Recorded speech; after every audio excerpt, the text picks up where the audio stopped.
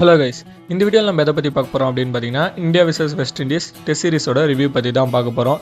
இந்த test series மூலிமா Indian டீமுக்கு என்னெல்லாம் பாசிட்டிவ்ஸ், தென் வெஸ்ட் இண்டீஸ் எந்த அளவுக்கு ஃபைட் பேக் பண்ணாங்க அப்படின்றத இந்த வீடியோவில் பார்த்துடலாம். This video is sponsor by SBI jobs. இதுக்கப்புறம் பார்த்தீங்கன்னா ஒரு ப்ரொமோஷன் வீடியோ வரும். அந்த வீடியோ ஃபுல்லாக பாருங்கள். உங்களுக்கு அந்த ஜாபில் ஜாயின் பண்ணோம் அப்படின்னா டிஸ்பிளேல தெரியிற நம்பருக்கு உங்களோட நேம் அண்ட் குவாலிஃபிகேஷனை வாட்ஸ்அப் பண்ணுங்கள்.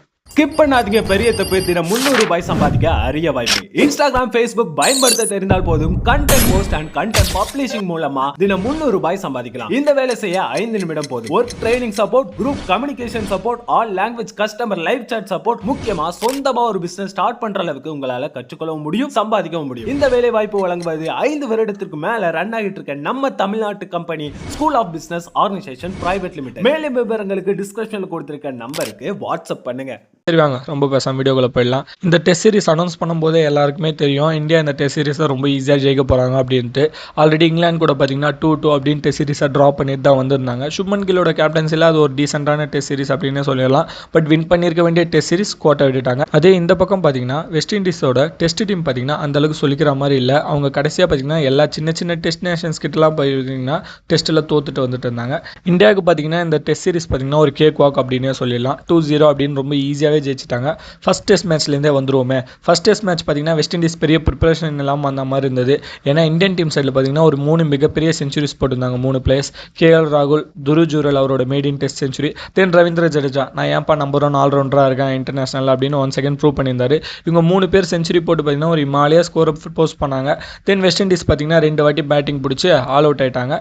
பெரிய மார்ஜினில் பார்த்தீங்கன்னா இந்தியா ஃபர்ஸ்ட் டெஸ்ட் மேட்ச் ஜெயிச்சிட்டாங்க. ஃபர்ஸ்ட் டெஸ்ட் மேட்ச்சில் பெருசாக பார்த்தீங்கன்னா வெஸ்ட் இண்டீஸால் காம்படிஷனே கொடுக்க முடியல. பட் செகண்ட் டெஸ்ட் மேட்ச் பார்த்தீங்கன்னா டெல்லியில் நடந்தது.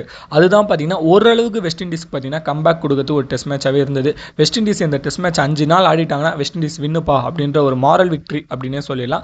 அதே மாதிரி வெஸ்ட் இண்டீஸ் அந்த செகண்ட் டெஸ்ட் மேட்ச் பார்த்தீங்கன்னா 5 நாள் எடுத்துட்டும் போயிட்டாங்க. இந்த டெஸ்ட் மேட்ச்சில் பார்த்தீங்கன்னா இந்தியா தான் ஃபர்ஸ்ட் பேட்டிங் பிடிச்சிருந்தாங்க. ஒரு இமாலயா ஸ்கோர் தான் போட்டாங்க. ஜெய்ஸ்வால் ஒரு சூப்பரான 170+ அடிச்சிருந்தாரு.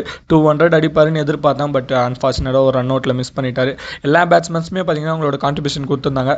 சாய் சுதர்ஷன் பார்த்தீங்கன்னா ஒரு 50 பதிவு பண்ணியிருந்தாரு. Nearly 85 nearly அடிச்சிருந்தாரு.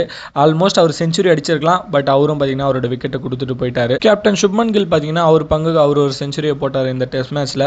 இந்தியா பார்த்தீங்கன்னா 518 பார்த்தீங்கன்னா டிக்ளேர் பண்ணிட்டாங்க. பட் இந்தியா கிட்ட நிறைய விக்கெட்ஸ் கையில் இருந்தது. ஆடி இருந்தாங்கன்னா ஒரு 600 to 700 போஸ்ட் பண்ணியிருந்தாங்கன்னா அப்போ டிக்ளேர் பண்ணியிருந்தா வெஸ்ட் இண்டீஸ் பார்த்தீங்கன்னா 2 வாட்டி பேட்டிங் ஆட ஒரு சான்ஸ் இருந்தது. பட் அவசரப்பட்டு டிக்ளேர் பண்ணிட்டாங்க. 3 நாளில் மேட்ச் முடிக்கலாம்னு நினைச்சாங்களான்னு தெரியல. அதுக்கேற்ற மாதிரி தான் வெஸ்ட் இண்டீஸ் பார்த்தீங்கன்னா ஃபர்ஸ்ட் இன்னிங்ஸில் பெருசாக ஸ்கோர் பண்ணலாங்க. ஃபாலோ ஆன் பார்த்தீங்கன்னா அவாய்ட் பண்ண முடியல. ஃபாலோ ஆன் வாங்கினாங்க. பட் செகண்ட் இன்னிங்ஸ் பார்த்தீங்கன்னா ரொம்ப சூப்பராகவே பேட்டிங் ஆனாங்கன்னே சொல்லலாம்.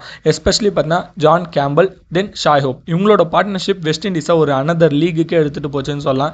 என்னப்பா நாங்கள் 2 நாளில் மேட்ச் முடிஞ்சிடும்னு நினைக்கும் போது நீங்கள் 4வது நாள் எடுத்துகிட்டு வந்துட்டீங்களே அந்த மாதிரி எடுத்துகிட்டு போனாங்க.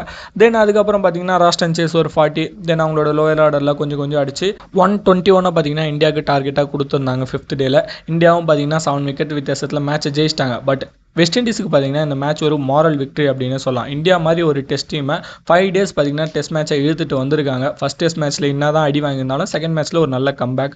இந்தியன் டீம் பார்த்தீங்கன்னா இன்னும் அந்த நம்பர் 3 ஸ்பாட்ஸுக்கான சர்ச்சிங் பார்த்தீங்கன்னா போயிட்டே தான் இருக்குது. சாய் சுதர்ஷன் வந்து என்ன தான் ஃபர்ஸ்ட் இன்னிங்ஸ் ஆடி இருந்தாலும் செகண்ட் இன்னிங்ஸில் KL ராகுல் எப்படி நாட் அவுட்டாக போயிருந்தாரோ அதே மாதிரி சாயும் போவார் நான் எதிர்பார்த்தேன். பட் அன்ஃபார்ச்சுனேட்லி மிஸ் பண்ணிட்டாரு. துரு ஜூரல் பார்த்தீங்கன்னா ரிஷப் பண்ட் இல்லாதப்பா அவரோட ஸ்பாட்டை பார்த்தீங்கன்னா தக்க வச்சிருக்காரு. ஒரு சூப்பரான 100 பதிவு பண்ணார். தென் ஒரு 40 அவரால் முடிஞ்சதை பண்ணார். நிதிஷ்குமார் ரெட்டி பெருசாக இந்த சீரீஸில் பவுலிங்கே போடலை. ஸோ அவர் ஒரு ஆல்ரவுண்டராக எந்த அளவுக்கு கன்சிடர் பண்ணுறது அப்படின்னு தெரியல. தென் முகமது சிராஜ் அண்ட் பும்ரா இந்த 2 லீடிங் ஃபாஸ்ட் பவுலர் தான் இருக்காங்க. ஷமி இல்லாதப்ப யார் அந்த 3rd சிம்மராக இருக்க போகிறா? பிரசித் கிருஷ்ணாவா இல்லை அஷித் ராணாவா? இந்த கேள்விக்கான பதிலும் பார்த்தீங்கன்னா தொடர்ந்துட்டே இருக்குது. இதெல்லாம் அப்கமிங் சீரீஸில் பார்த்தீங்கன்னா கிளாரிஃபை பண்ணுவாங்கன்னு நினைக்கிறேன். நீங்கள் இந்த டெஸ்ட் சீரிஸ் பற்றி என்ன நினைக்கிறீங்க? வழக்கம் போல தான் வெஸ்ட் இண்டீஸை இந்தியா அடிச்சிட்டாங்க. அதுவும் இந்தியாவில் வச்சு. அடுத்த டெஸ்ட் சீரிஸ் பார்த்தீங்கன்னா நியூசிலாந்துக்கு போகிறாங்க இந்தியன் டீம். அங்கே போய் எப்படி பர்ஃபார்ம் பண்ணுறாங்கன்னு வெயிட் பண்ணி பார்க்கலாம். உங்களோட கருத்துக்களை கமெண்ட்ஸில் சொல்லுங்கள். See you all.